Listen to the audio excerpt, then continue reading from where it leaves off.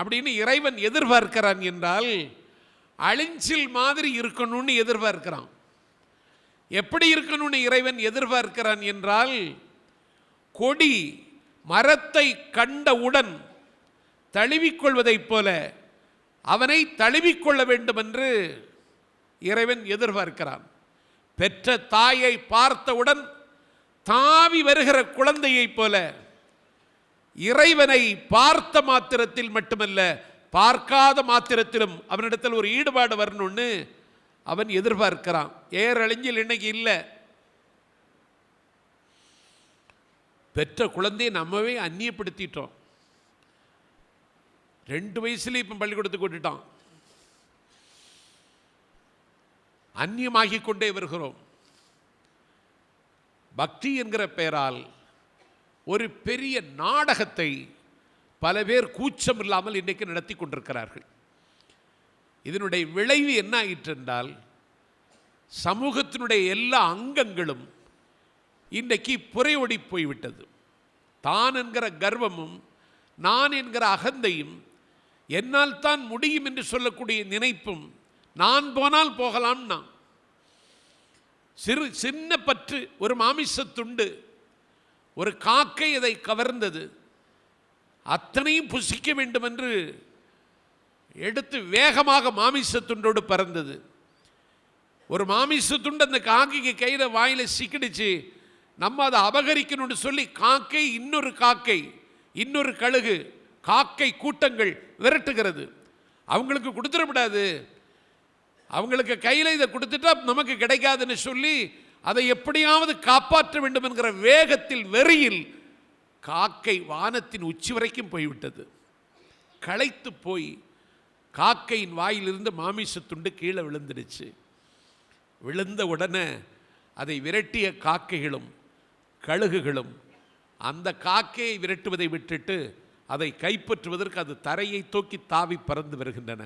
அப்போது அந்த காக்கை நினைத்தது, இது எனக்கு இருக்கிறதுனால தான் என்னுடைய சுதந்திரம் சூறையாடப்பட்டது, என்னுடைய நிம்மதி நிலைகுலைந்தது, நான் நிர்மூலமானதே இந்த மாமிசத்துண்டால தான். அது என்னை விட்டு போய்விட்டது. என்னை துரத்தியவர்களும் இப்பொழுது என்னை விட்டு போய்விட்டார்கள். இறைவா, நான் இப்பொழுது நிம்மதியாக இருக்கிறேன். உடைமை சமூகத்தில் உடைமையை கட்டி அள வேண்டும் என்கிற வெறி உங்களையும் என்னையும் துரத்தி கொள்ளுமானால் இந்த மனோநிலைக்கு நீங்களும் நானும் ஆளாகி விடுவோம். இது முடியுமா? முடியும்.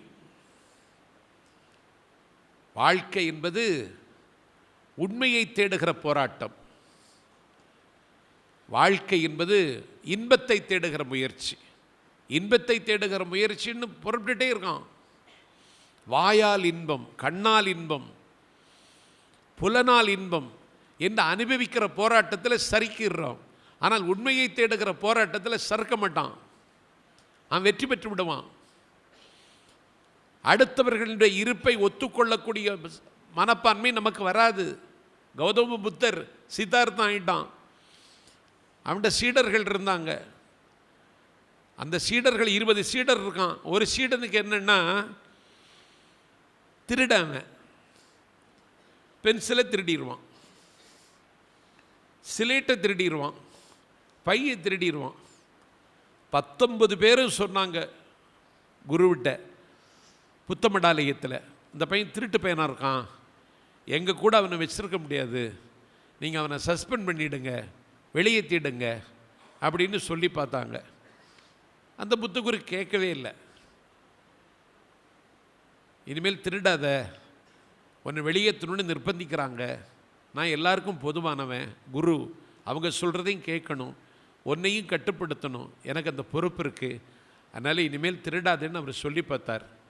நான் சொல்லிட்டேன், இனி ஒழுங்காக இருப்பான், மாறலாக இருப்பான், கவலைப்பட வேண்டாம் 19 மாணவர்களுக்கு சொன்னார். ஒரு வாரம் கழித்து என்ன செய்துட்டான், புத்தக பையோடு திருடிட்டான். கேட்கல. இந்த 19 பேர் மீண்டும் வந்து சொன்னாங்க, ஒரு சிலேட் எடுத்தான் விட்டுட்டோம், ஒரு பென்சில் எடுத்தான் விட்டுட்டோம், ஒரு ரப்பர் எடுத்தான் விட்டுட்டோம், இப்போ புத்தக பையோடு எடுத்துகிட்டு போயிட்டான். ஹோம்ஒர்க்கெல்லாம் அதில் தான் இருக்குது, ஜாமெட்ரியெல்லாம் அதில் தான் இருக்குது, ப்ரோக்ரஸ் ஷீட்டே அதில் தான் இருக்குது, புத்தக பையே காணலை அப்படின்னு சொன்னாங்க.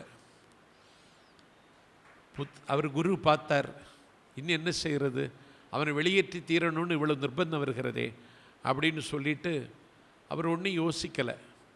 அவர் சொன்னார், வெளியேற வேண்டியது அவன் இல்லை, நீங்கள் தான்ட்டார். இவங்க ஏன்னு கேட்டாங்க. இல்லை, அவன்தான் திருடன். இந்த குருகுலத்தினுடைய நோக்கம் நிறைவேறிவிட்டது. 19 பேர் நல்லவர்களாக இருக்கிறார்கள், ஒருவன் மட்டும்தான் மோசமாக இருக்கிறான். இனி அவனை திருத்துகிற வேலையைத்தான் நான் செய்யணுமே தவிர உங்களை திருத்த வேண்டிய தேவையில்லை. நீங்கள் வெளியேறி விடுங்கள், அவனை திருத்துகிற போராட்டத்தில் நான் இறங்குகிறேன்னு இந்த 19 மாணவர்கள்ட்ட அந்த குரு சொல்கிறார். இந்த 19 மாணவர்களுக்கு அவருக்கு காலில் சாஷ்டாங்கமாக விழுந்துட்டான். நீங்கள் தான் உண்மையான குரு, உங்களை நாங்கள் ஏற்றுக்கொள்கிறோம், அவனை விலக்க வேண்டிய அவசியம் இல்லைன்னு சொல்லி அவனும் காலில் விழுந்துட்டான்.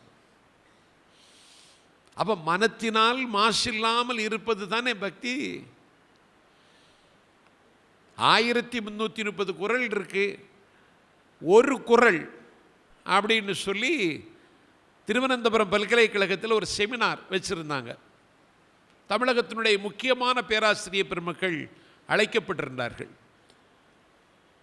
அதில் நானும் போயிருந்தேன். எனக்கு ஒரு குறள், என்ன குறள் சொல்ல போகிறாங்கன்னு அங்கே அந்த கல்லூரி மாணவர்கள், கல்லூரி பேராசிரியர்கள், ஏன்னா நான் ஒரு ஆள் தான் அந்த பேராசிரியருங்கிற வட்டத்தை தாண்டி இருக்கிற ஒரு ஆள், நான் என்ன சொல்ல போகிறேன் அப்படின்னு கேட்டுகிட்டே இருந்தாங்க. நான் ஒரே ஒரு குறள் தான் சொன்னேன், யாதனின் யாதனின் நீங்கியான் நோதல் அதனின் அதனின் இளன் அப்படின்ட்டேன். நான் எனக்கு பிடித்த குறள் இதுதான். இதுதான் சமயம், இதுதான் பக்தி. நீ எதையாவது பிடிச்சு தொங்கிட்டே இருக்க, அதை பாதுகாக்கணும்னு போராடிட்டு இருக்க. 2000 ரூபாய்க்கு நாய் வாங்கிடுறான். இருக்கிற கவலைக்கு கூட இது ஒரு நாய் கவலை அவனுக்கு.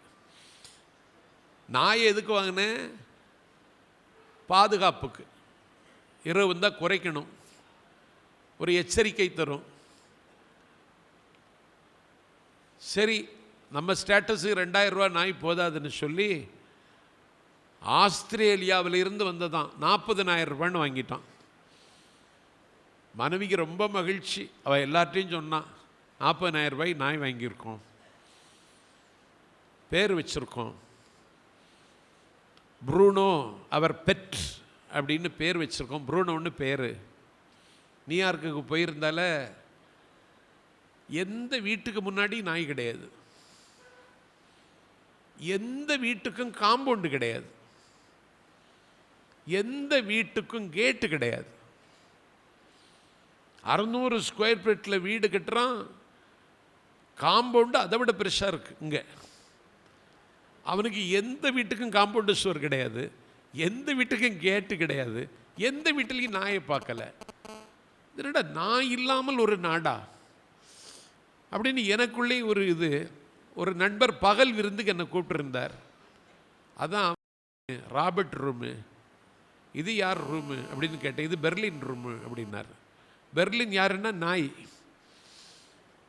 நாய்க்கு ஒரு ரூமு, ராபர்ட்டுக்கு ஒரு ரூமு. ராபர்ட் யாருன்னா மகன், மகனுக்கு ஒரு ரூமு, நாய்க்கு ஒரு ரூமு. நாய்க்கு அவ்வளோ மரியாதை கொடுக்குறாங்கிறத விட நாய் அப்படி பாதுகாக்கிறான். இங்கே என்ன செய்துட்டான், இதை காவலுக்கு பயன்படுத்துகிற ஜந்துன்னு வச்சுக்கிட்டு 40,000 ரூபாய்க்கு நாய் வாங்கின பிறகு மனைவிக்கு கவலை. அவள் சொன்னா, நீங்கள் இன்னும் வெளியில் படுத்துக்கிடுங்க, நாயை உள்ளுக்கு போட்டுடலாம் அப்படின்னா. நம்ம உடைமை சமூகத்தில் ஒன்றை கட்டி அழுவதன் மூலம்தான் நமக்கு கவலை வருகிறது. இதை விட்டுட்டா நமக்கு எல்லாம் கிடைச்சிரும். யாதனின் யாதனின் நீங்கியான் நோதல் அதனின் அதனின் இளன். எது உடைமை சமூகம்னு சொல்லி நம்ம கொண்டாடிட்டு இருக்கோமோ அது வரைக்கும் பிரச்சனை இருக்கத்தான் செய்யும். குழந்தைகள் பற்றி பயங்கர கவலை. ரவீந்திரநாத் தாகூர் அழகாக சொன்னான், ரொம்ப அற்புதமாக சொன்னான். ஒரு குழந்தை உருவாகிற பொழுது ரவீந்திரநாத் தாகூர் சொன்னார், மனிதனை பார்த்ததற்கு பிறகும் கடவுள் இன்னும் சோர்ந்து விடவில்லை என்பதற்கு இந்த குழந்தைகள் இன்னும் உருவாகி கொண்டே இருக்கிறார்கள் அப்படின்னு ரவீந்திரநாத் தாகூர் சொன்னான். கடவுள் சோர்ந்து விடவில்லை, அவன் தன்னுடைய படைப்பை சரியாக செய்து கொண்டிருக்கிறான். நாம் நம்முடைய நோக்கத்தை தெரிந்து கொள்ளாமல் இருந்து கொண்டிருக்கிறோம். உடைமை சமூகத்தில் கட்டி எழுகிறோம். உடைமை வேணும், செல்வம் தேடணும், பாதுகாக்கணும், பத்திரப்படுத்தணும். அப்போதுதான் ஒரு தேசிய இனம் தன்னை தக்க வைத்துக் கொள்ள முடியும். என் கையில் இருந்தது தான் திருப்பதி, திருவேங்கடம்னு பேர் அதுக்கு. இன்றைக்கி அது என் கையில் இல்லை, போயிடுச்சு.